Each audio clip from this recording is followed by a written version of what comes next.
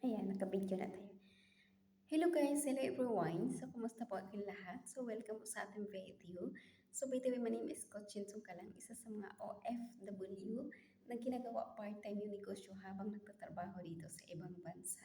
So, sa lahat ng mga sumusuporta, maraming salamat po kasi nakikita ko po na may mabuti kayong puso na kahit bago pa tayo sa channel natin. So, hindi po kayo nagsapa na nanonood sa akin or nag-subscribe or at saka nagla-like. So, sa lahat ng mga followers ko sa Facebook, so maraming salamat po. So, kumusta po kayo? I hope palagi kayong ginagabayan ng ating Allah. Ayan. So, by the way, ang topic natin ngayon is ano po ba daw yung pinaka-importante, yung diploma or diskarte. So, para sa akin is base sa experience ko, diskarte po talaga. Kasi, una ipapaliwanag ko sa diskarte kasi, um, marami kang magagawa mo lahat ng bagay na gusto mo. Basta, alam mo sa sarili mo na kaya mo siyang gawin. Alam mo sa sarili mo na kaya mo siyang gawa ng paraan. Diskarte ba? O, magagawa mo siya kahit anong papasokin mo na trabaho. Sa diskarte, basta may diskarte ka, alam mo yun, papaganahin mo lang yung utak mo na ganito yung gagawin ko. O, magagawa mo. Ayan. So, napaka-importante yung diskarte. Kasi, kung sabihin na lang natin, may diploma ka nga, pero wala ka namang diskarte, wala kang mga alam, hindi mo nagagamit yung, alam mo yun, yung otak ba, na ganito yung gagawin, useless lang din yung diploma na galing sa pinag-aralan. So, napaka-importante po is diskarte para sa akin. Ang diploma, pwede rin yan. Kasi, magagamit siya pag nag-apply ka ng trabaho. Kung kahit saan ka mag-apply pagdating sa Manila, oh, hinahanap talaga nila is yung diploma. Pag naghahanap ka ng work, diploma talaga hinahanap. Pero maraming may hawak na diploma. Pero hindi naman sila basta-basta tinatanggap. Imagine, hindi sila basta-basta tinatanggap. Ayan, bihira lang din kasi, bihira lang din, may mga kasamahan ako na, yung nag-apply ako, nung hindi pa ako nag-abroad, wala pa akong experience sa pag-abroad. Ang dami kong ina-applyan, sama-sama ako sa may mga pinag-aralan, mga kaibigan ko. Tapos, ang dami naming mga ina-applyan, tapos sila, ako lang yung hindi walang hawak na diploma. Sila lahat may diploma, may mga pinag-aralan, college level. Ayan. So, ako lang yung walang diploma. Tapos, natatawa ko sa kanila, ba't hindi tinatanggap? Sabi ko, ang magaling mag-English, ang laki ng pinag-aralan. O, kaya masasabi ko, wala yan sa diploma, sa diskarte. Kasi nung niyaya ko sila na mag-abroad dito, so hindi.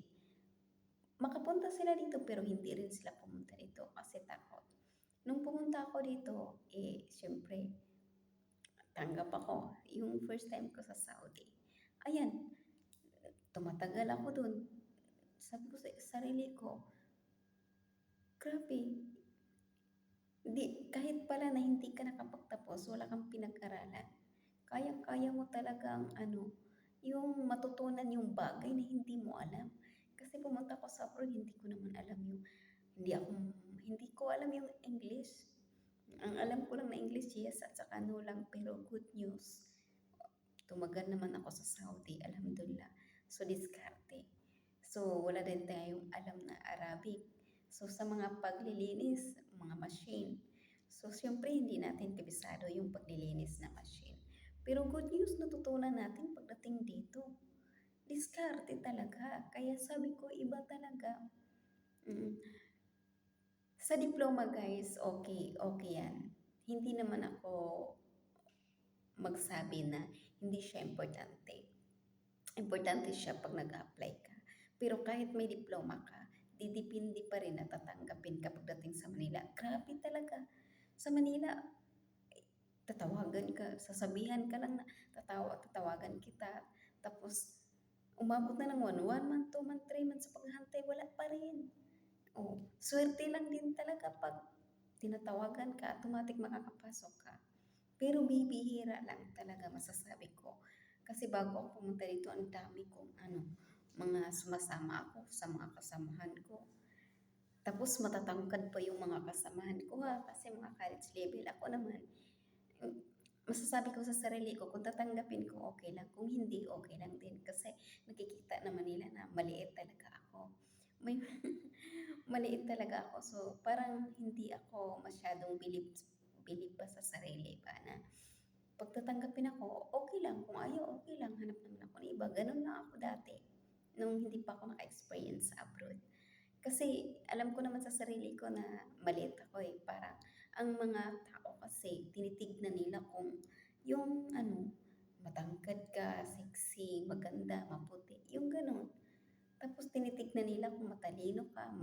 Mayroon nga din akong kasamahan na college level, galing, matalino, ang galing mag-English. Pero hindi rin siya tinatanggap. Nakakaano din para ka, hindi mo masasabi na ang basihan talaga diploma. Pero halos lahat ng papasokin mo pag nag-apply ka, hinahanap nila diploma. Pero hindi 100% na porgit may diploma ka, tatanggapin ka. Kaya diskarte talaga. So, ayan. Sa diskarte, ayan.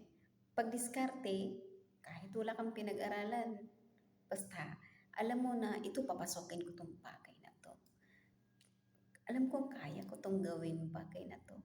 Ayan, pag ganyan ka, tapos gagawin mo lang siya talaga siya, yung 100% tatrabahoin mo. Sa umpisa, hindi mo masyado kabisado. Pero pag paulit-ulit mo kasi siyang ginagawa, pangalawa, pangatlo, pangapat, paulit-ulit mo siyang ginawa, na kabisado mo na.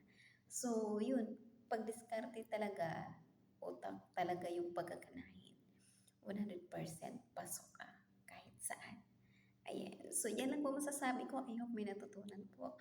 So, maraming salamat sa lahat. God bless po. I hope po, hindi po kayo magsasawa na manood sa akin paminsan-minsan. So, God bless. Bye-bye. Malapit na tayo matulog.